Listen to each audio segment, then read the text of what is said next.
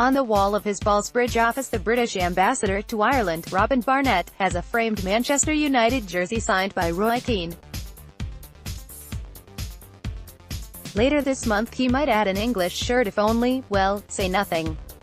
There are two universal truths to English World Cup campaigns: an often misplaced level of expectation and a lack of support from near neighbours, particularly Ireland. Ever the diplomat, Barnett lauds the increasingly strong people-to-people links between the two nations.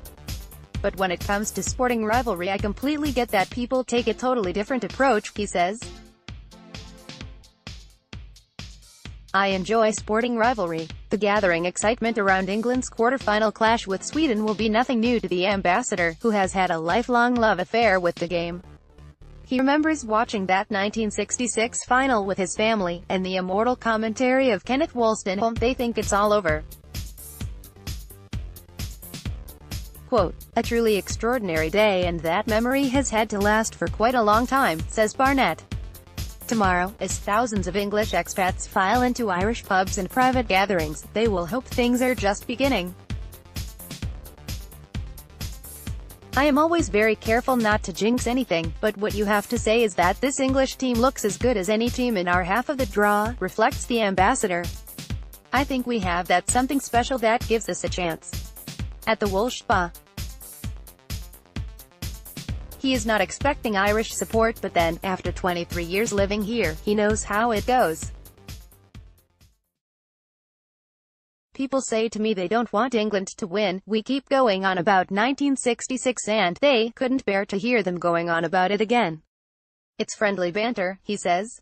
The 103,000 English people living in Ireland form the second largest group of foreign nationals next to the Polish community.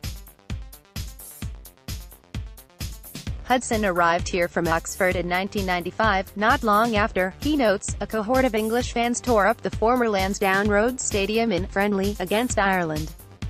But Hudson prefers other memories that exemplify Anglo-Irish relations on the sporting field.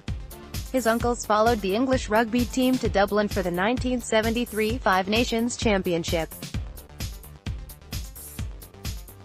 The previous year the Scottish and Welsh were put off doing the same because of the Troubles. They said it was the best reception they ever had, he says. "A few of them came over and the welcome they got from the Irish supporters was huge and it went over really well. I still meet people who talk about that.